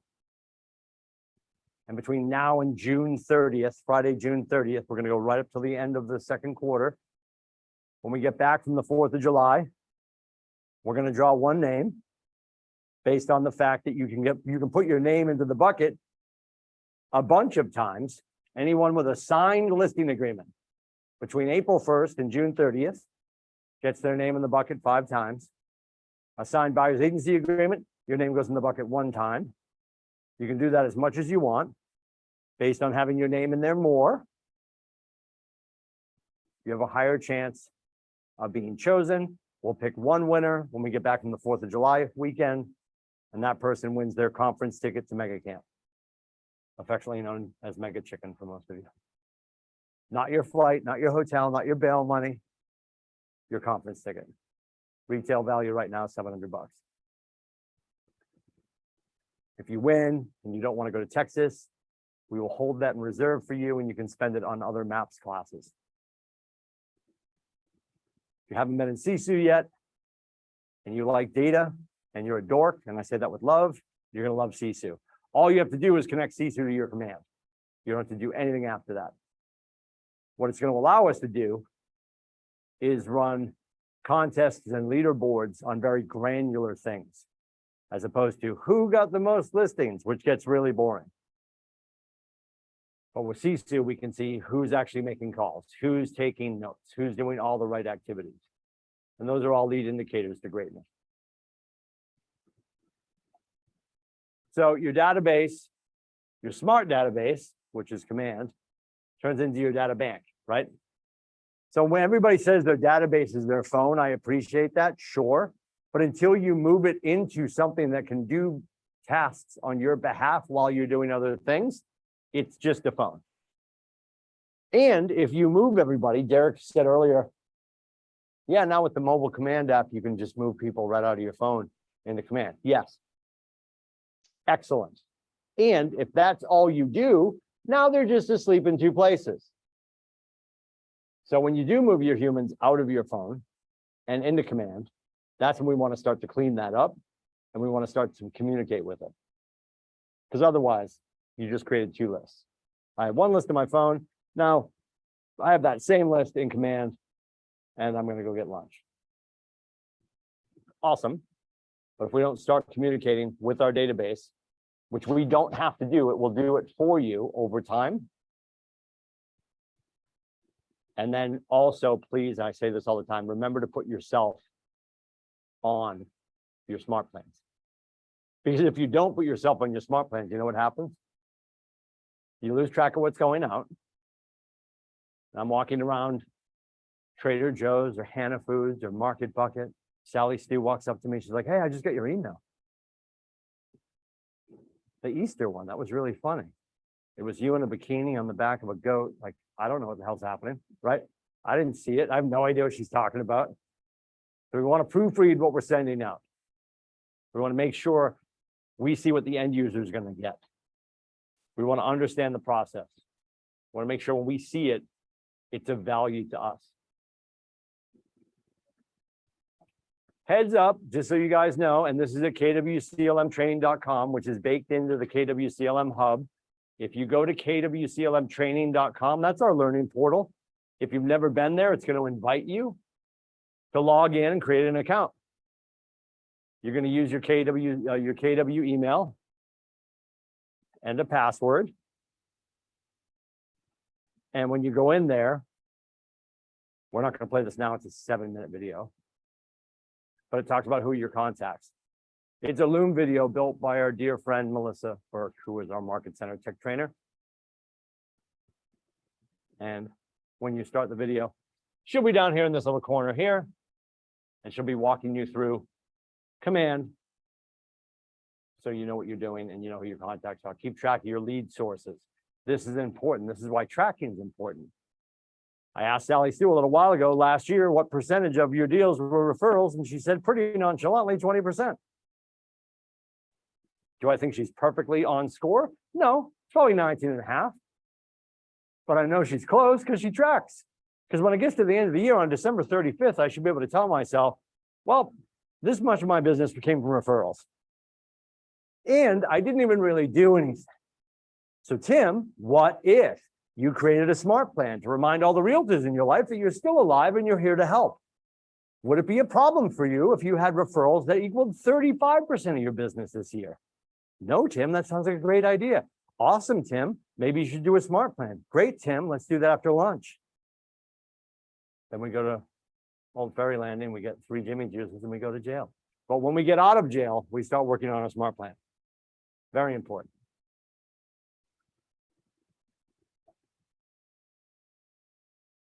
The big screen in the middle, if you're working at home, if you're looking at the monitor, you can probably squint this down. Great slide. Great slide of how to tag that Zoe wanted to add for you guys. In your physical workbook, and Sally Steele, you're in the building if you want to track us down and get a physical workbook. But this is a great screenshot too. Are they hot, warm, cold? Do they already sell? Are they part of a farm for you? When did they sell with you? Great information. Why? Every 5 to 7 years, Americans move. Now that accelerated during COVID. During COVID, people are like, oh, to me, it's like 3 to 5 years now. And you always say 90 days. It's more like 20 minutes.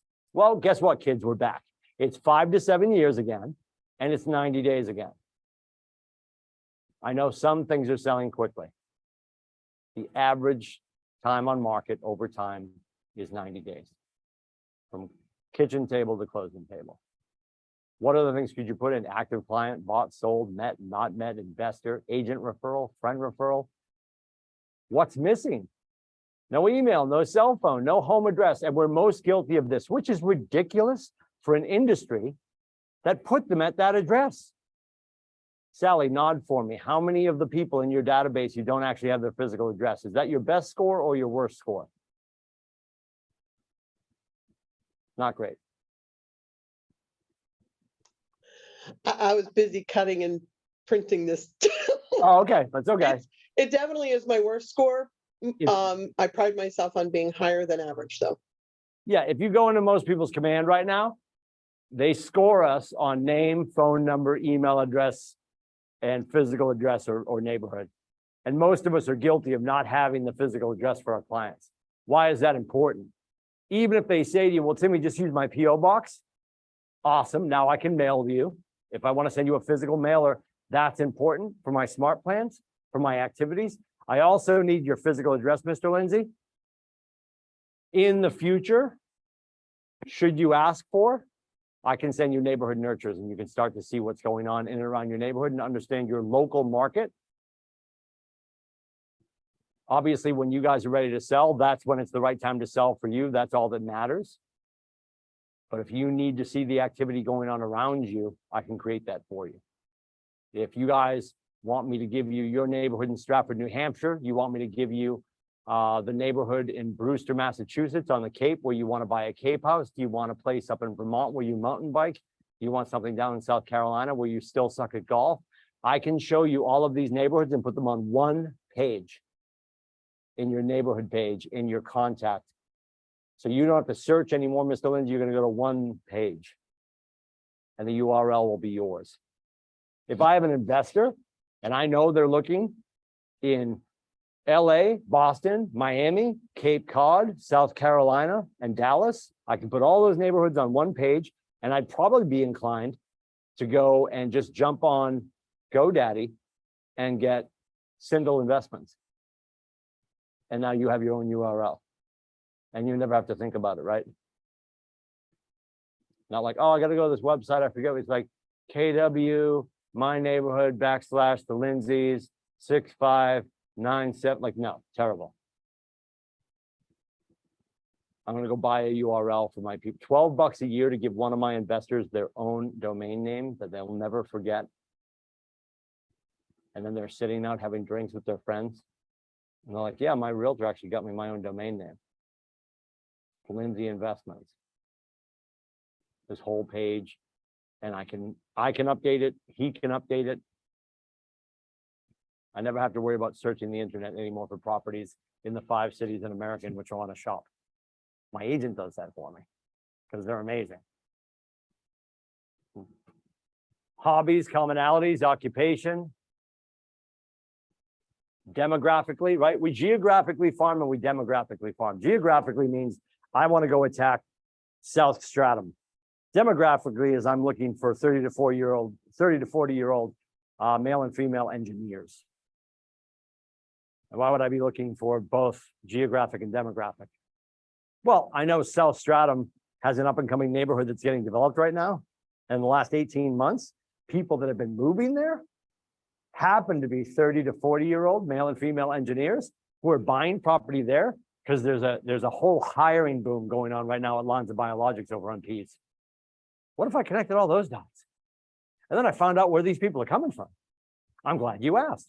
They're coming from just outside of Chicago, where Lonza has a sister station, and they're transferring people from there. So if I was going to start to do a campaign on my new listing in Stratum and this up and coming development, maybe I'm going to send it target marketed through Google pay ads, through Facebook ads, geographically to just north of Chicago, where these people are anyway. And then above and beyond that, maybe I'm going to find a great KW agent just north of Chicago to start to refer business back and forth. Because some of these are project-based, and now we've got people that moved to Stratum 2 years ago to work at Lonza who are now moving back. Sounds like a lot of work. It is. Welcome. Real estate. How we make money. Don't forget, open it, build it, feed it, communicate with it, service the leads that come from it. Trust in your database. Follow those 4 laws. Don't quit too soon. The breakdown before the breakthrough happens all the time. And all this time as you're getting started or you're starting a new project, wily veteran, I'm going to start doing this year. And you're like, this isn't working. Everybody's telling me that it will work. I want you to put your head down and your heart up and just get back to work and embrace the suck. Because that's what it feels like. This is friggin' terrible. Why do I have a migraine? Why hasn't it happened yet?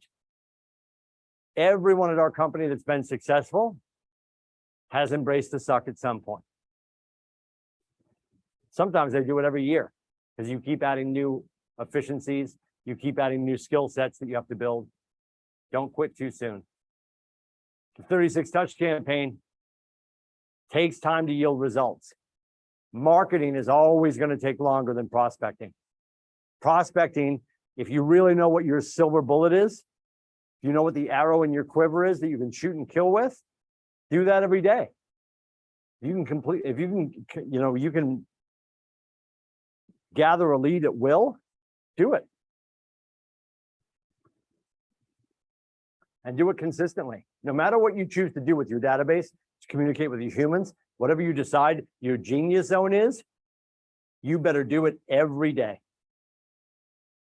The perception right now in our industry is, well, there's less opportunity. I'm going to ask you to think differently about that. Doesn't matter how much pie is out there, as long as you steal all the pie you need. Another great quote from Family Reunion. Just because there is perceived to be less opportunity does not make your opportunity less. It's 80 degrees out on a beautiful Friday in New England, and you're sitting in a class. That should tell you everything you need to know about you and your ability and willingness to learn and grow and kick somebody in the face when the time comes. Most realtors right now are home ironing their pajama pants, wondering if they want some more pancakes, deciding when they're leaving for Old Ferry Landing. Not a bad idea, but not a very fruitful morning. You're doing the right thing. You're in the right place. Keep your head down. Keep your heart up. Embrace the suck. Everything is going to click. Think long term. If this is transactional for you, if this is not a long play, it's going to feel different. none of this will make sense to you. If this is what you want to do, if this is the legacy you want to build, you'll look back on these first years and not think twice about it. Always come from care and service, right? Head down, heart up, service first, sales second. Real estate is a relationship business.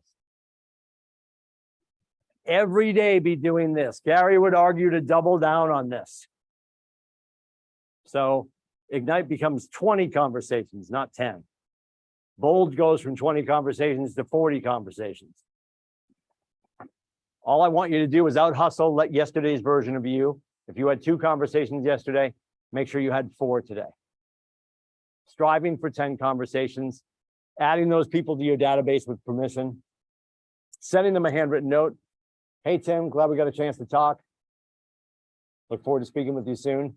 I'll get that equity update off for you. Have a great weekend. Tell Janine and the boys I said hello. The 10-5-1, 10 likes or hearts on social media. Go and interact with your people. 5 is 5 comments on social media of 5 words or more. The classic middle finger of social media and texting is K, right? You pour your heart out, you write something really nice to somebody and they send back a K. Nathan Dickey loves the K. Oh my God, it makes me want to kick him in the face. Drives me nuts. But he's a very high D. High Ds are like K, right? But that's the power of your voice and actual conversation over text. So don't K people. 10 hearts or likes, 5 comments of 5 words or more, say something meaningful, rememberable, or memorable, I should say. Friday, I'm falling asleep, I apologize. And then post something. At least one post. Now, if social media is your jammity jam and you're in all the things, then you're doing more than this already, at the very least. And I appreciate people like, I don't like the internet. Well, Barbara, I need you to wake up because it's here. People are using it.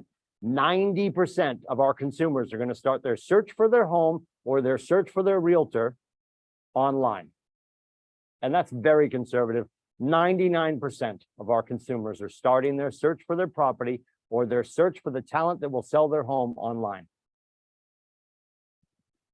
And that could be as simple as them jumping on FaceSpace and saying, who should I use to list my home? And you see that thread and you see your friends saying other people's names and you're like, why wouldn't they say my name? Because they forgot you're doing real estate because you didn't want to bother them. You're like, wow, that would suck. It would suck. It does suck. It will happen to you if you plan to be a secret agent. Don't do that. You're here to serve. You're here to create a legacy. You're here to create financial opportunity for your loved ones. So let's behave that way. Let's do those things. Enrichments are above and beyond. Are you taking somebody out for a coffee today? Are you dropping off a book at their office? What are you doing differently to engage with people? To create an experience around them working with you. Then we're going to appointments. Then we're serving agreements. And we're going to closing. Have to say this every class. We love it. It is the TCPA, the Telephone Consumer Protection Act. If you are going to call unmets, people that you do not know, for expireds, FSBOs, your aggregators will tell you, oh, don't worry, we vetted the list. That's between you and them. I would always check on the do not call.gov list if I was calling people I didn't know. The best way to avoid all of this is to call the people that you know and love and trust. They're already in your phone, who, if they found out that they could help you do what you're doing, they would. But if you do call somebody and you do piss somebody off, it is $43,280 per violation. So if you have a particularly really off-track, super bad day and you piss off 7 people and they all report you 7 times, it's a lot of money. You cannot afford lunch at Old Ferry Landing. So don't do it. If you're going to call people you don't know and you want your eyes on the do not call list, you go to do not call.gov. You get 1 or 2 area codes for free. After that, it starts to monetize. I'm going to tell you again, you can avoid all that by calling the people you're in relationship with. Because even if your Aunt Julie is on the do not call list, when you call her, she's not going to say, Timmy, I'm on the do not call list because she doesn't view you as an annoying salesperson. She views you as her niece or nephew. Your friends aren't going to report you. Call the people in your life, and you can avoid all of this. But every class, we're going to remind you about the TCPA because 43 grand would absolutely suck. That would be 4 GCI checks right now based on our average. Our average GCI check is $10,500. It would take actually 8 of those if you were uncapped to come up with the cash to pay the government. That would suck. Just saying. I engage in every conversation in the spirit of contribution, and people are happy to be in relationship with me. They sort of reworded this. This is ultimately from Bold. If you remember Sally Stew, anybody who took Bold, they're home and they're happy and they're going to list with me. This is a positive affirmation. And I know a lot of people are like, oh, affirmations are goofy. I don't know if I want to use them. Well, there's a lot of things as coaches, you're going to hear Zoe and I say to you constantly, we're not here to tell you how to feel. I'm never going to do that. Your feelings are your feelings. I will always respect that. She will always respect that. Our job as your coach is to ask you to think differently. Because if we're walking down the hallway, and this is the analogy I always use to make it clear in your head. I pass you in the hallway here in the market center and I sneeze and you're like, bless you, Tim. Hey, thanks. Hey, are you getting sick? I don't know.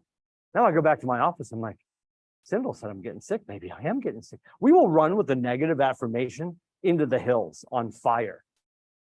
But as soon as somebody's like, oh, positive affirmations, you're like, oh, that's stupid. That's hokey. Why would you do that? Those don't work.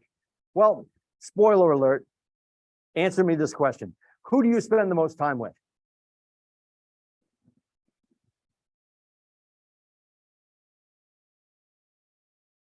Who do you spend the most time with? Anyone? Who do we spend the most time with? Ourselves. Yes, ma'am. Yep. Sindel for the win. Yeah. So what's wild about that is that's also the same individual that will say the crappiest stuff to us in our own head. You will say stuff in your subconscious to yourself you would never say out loud to somebody else. So as your coach, what if you change that thinking? What if you change that monologue going on between your ears, right? It's ironic that we work in real estate and the 5.5 inches that are most difficult to own on planet America are between our ears. We rent that space to all the crap, to all these other people, to all these negative thoughts, when we could simply say, I'm getting up today to be care-filled and powerful and help those in need. Now, is that a very general and broad statement? Sure. Is it what we're doing though? Yes. We're helping most Americans with the largest financial transaction of their life. And there's a long journey to get to the check and the closing table. And if they smell that you're all about the check and the closing table, you're never going to be in relationship with them. So I engage in every conversation in the spirit of contribution, head down, heart up, and that people are happy to be in relationship with me. Because like Maya Angelou said, it's not what I say that they'll remember, it's how I made them feel when they're in my presence. Great book, one of my favorite books. I call it the Fourth Gospel of Keller Williams. There is the Red Book, the MREA. There is the Shift book. There is the One Thing. Those are all written by Gary and Jay. And the one that I consider to be the fourth is written by Michael Maher, not John's dad, Michael Maher, M-A-H-E-R. And the book is called The 7 Levels of Communication. And in that book, the mantra is, today, somewhere in my city, someone is looking for help, and it's my job to find them. What if you laminated that and put it next to the mirror over the vanity in your bathroom? What if you laminated that and put that on the floor mirror downstairs in the basement where you work out? What if you put that laminated in your shower? where no one else is going to see it except for you, which is the only person that needs to hear it. So we can do self-care on us and our thoughts. BOLD also has another acronym. I know, shocking, all the acronyms at KW. It's called POINTFAR, PTFAR. All of us, when we get to a certain age, we're programmed. We've got a programming.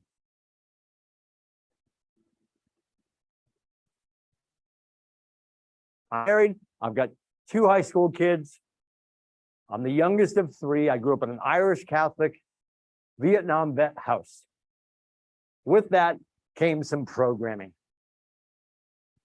And at my age, I would argue, and these are my beliefs, you're probably not going to change my faith at this point, my thought process for the most part. I think when people hit a certain age, you're probably not going to attack their faith or their politics. People are who they are. And outside of that, in a business sense, we can get programmed that, well, I'm going to just do this much. And that neural pathway will always be there. But what if we started to think differently? We ignored that programming and we moved to P, from P to T. And I start to think differently. And I create a new neural pathway. If I get up, if I hydrate and I eat well and I get to the office early,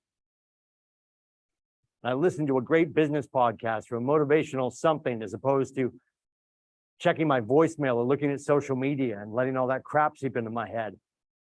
And I get to the office full of positivity and I do the right thing. I embrace the suck. What if I did that? And my thoughts started to guide my feelings. Now I feel differently about what I'm doing. I start to act differently, PTFAR. So my thoughts and my feelings start to guide my actions, and my actions garner different results. When I get back to my programming, again, there'll be neural pathways there for the rest of my life, but I've created a new one. And I continue to think, feel, act, and garner different results. I can move away from what might have been holding me back. At family reunion, and if you've never read his book or heard him speak, his name is Ed Mylett. And his book, most recently, is The Power of One More. At family, he talked about how you could be the one. You could be the person that changes your family for generations.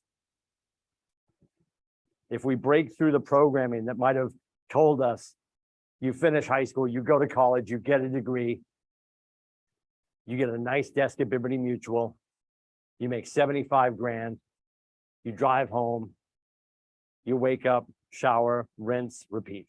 Or you get into music, follow your passion.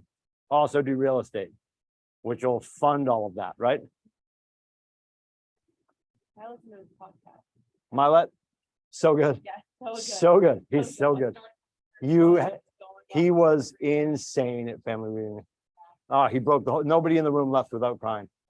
Because I read his book and he started down the whole story of his dad passing. And my dad passed away in 2020. I was like, the girls are all sitting around me. I'm like, I'm out. I was in a pawn show. I was out. It was so good. On Monday, we go to the next. It's Capture Leads with open houses. Open houses on Monday, session 7. Appreciate your time. We'll see you guys in and around the market center. Have a great weekend. If you go to Old Ferry Landing, grab yourself a Jimmy Juice and make sure you have a DD. See you guys. Thanks, Tim. Take care.